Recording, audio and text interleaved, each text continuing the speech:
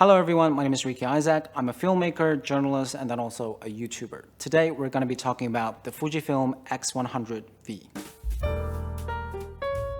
I've been wanting to do this video for a very long time. I've had this camera for about 6 months now, and I've been taking it everywhere with me, whether it's the new brunch place next door or a short trip to Melbourne. I'm Sydney based. This is actually the exact reason why I got this camera in the first place. I just want a camera that I can just take everywhere with me to document my life and also do some street photography, which is something that I enjoy doing. I do a lot of video work, so all the cameras that I own previous to this one are not exactly small. I do own some Sony full-frame cameras and some Micro Four Thirds cameras, but they're not exactly pocketable. That's why this camera immediately grabbed my attention when it was first announced, and I just, went ahead and bought it. And I think it's safe to say that it's been a blast using this camera. So I thought I would make a video talk about my experience with this camera in terms of daily use and street photography, and hopefully it can help me make a decision whether or not to buy this camera in 2021. Let's start with the handling of the camera. I already talked about how portable this camera is. I especially appreciate that it's a very flat camera. This lens is really tiny, so I can just pop it into my bag, and that is the reason why I can just take it everywhere with me. There are some very tiny full-frame cameras like the new Sony A7C, which is a phenomenal camera, but if you attach even the smallest lens on it, it still protrudes quite a bit more, and it's kind of hard to just put it into your pocket or your bag. And that is not at all the problem with this camera. And I also want to specify that I have attached this Nisi filter that is specifically designed for the series of cameras. So if I take this one out, it's even more flatter. The reason I got this filter, even though it increases the size a little bit more, is because as you might know, this camera is 99% weather sealed. The remaining 1% is the lens. You have to attach a UV filter for it to be fully protected from the weather. You can absolutely just buy a generic regular UV filter and attach it on the lens, and it's going to remain nice and flat. But I do like this Nisi filter because it blends really well with the body design, and also I get to keep this original lens cap, so it doesn't really bother me in terms of the size increase. And another marvelous thing about this camera is that even though it's very small, it actually feels very nice in hand. I have large hands, so for example, I have a Sony A7 III, which is a tiny full-frame camera, but I absolutely hate using that camera in terms of ergonomics because it just hurts my hand. It's way too small. Another reason that made me finally decide to purchase this camera is its beautiful design. As you might know, the Fujifilm X100 lineup has been using this design language for a very long time, and for a good reason. It's a very timeless, classic design, and it's very reminiscent of that old school film camera feeling. However, it's still very rugged and modern. It's not retro in a to-your-face way, like a hippie trying to be hip. Some people might emphasize feature over design, and that's completely understandable. But just for me, I find that when a camera or a lens is beautifully designed, I just tend to reach out more and pick it up and go out and shoot. That said, do not let its design and small size fool you. This is a very capable camera. The sensor of this camera is amazing. It's the same sensor as you can find in X-T4, which is the flagship Fujifilm camera, and it's just nothing short of professional. And I'm particularly impressed by this tiny little lens. This is a 23mm f2 lens. It's 35mm equivalent to full frame, and this lens opens up all the way to f2, which is roughly equivalent to f3 in full frames term when it comes to depth of field.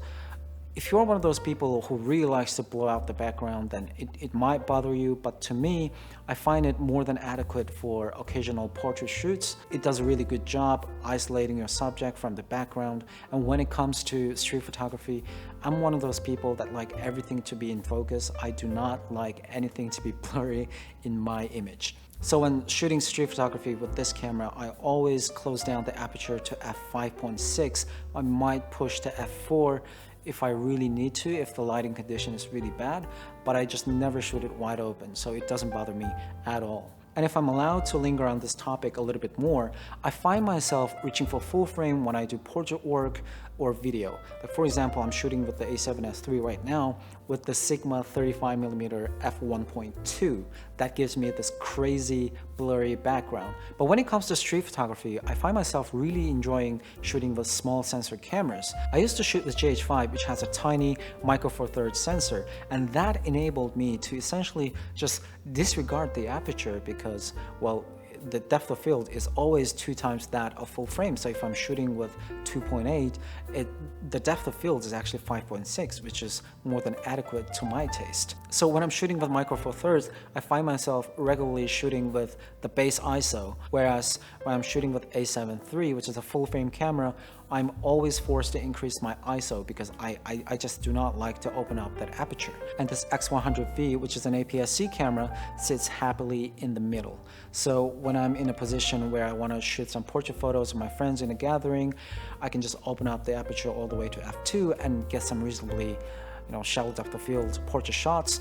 And when I'm doing street photography, I can just get that tack sharp photos that I really like. So yeah, this camera is portable, it's beautiful, it has an amazing lens, amazing sensor, and is capable of producing amazing images. And that pretty much sums up the pros of this camera. Now let's move on to the cons. First off, IBIS. It doesn't have any.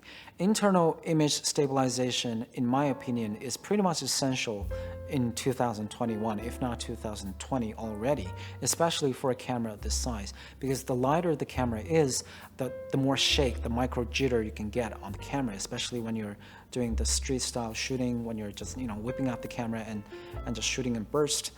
It's really essential in my opinion. So it's a little bit disappointing that this camera doesn't feature any IBIS in it. And that also renders the amazing video capability of this camera more or less useless. You see, if you want, you can shoot an F-Log or Eterna profile with this camera, and if you hook it up to an external monitor, which I have, you can shoot in 4K 10-bit 422, which essentially makes it into a fixed lens X-T4. The video image coming out of this camera is simply amazing. However, because it doesn't have IBIS and it's super lightweight, no matter how stable you're trying to be, as long as you're hand holding it, your image will absolutely be unusable. It's just too much shake in it. However, if you put this camera on top of a tripod and just do not shoot for an extremely extended period of time, you might find yourself having an extremely capable fixed lensed camera. I actually used it once for an interview setup. I hooked it up to Ninja V, which is an external monitor,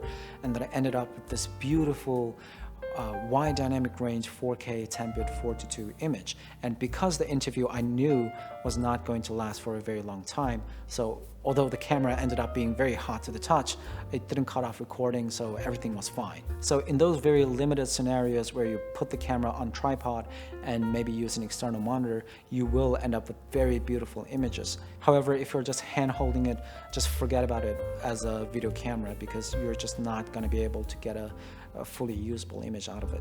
Secondly, autofocus. To be fair, this camera features a pretty decent autofocus system that is capable of producing some sharp images in most circumstances. However, if you're coming from the latest Sony buddies, this autofocus system just simply doesn't compare. I find the iDetect autofocus to be especially unreliable in photo and in video, so you might as well just turn it off. And to be honest, as I said, when I'm shooting street photography, I close down the aperture anyway, so it doesn't really bother me. So again, the Fuji autofocus is not bad by any means. As long as you don't compare it to Sony and Canon, you'll be pretty happy with it.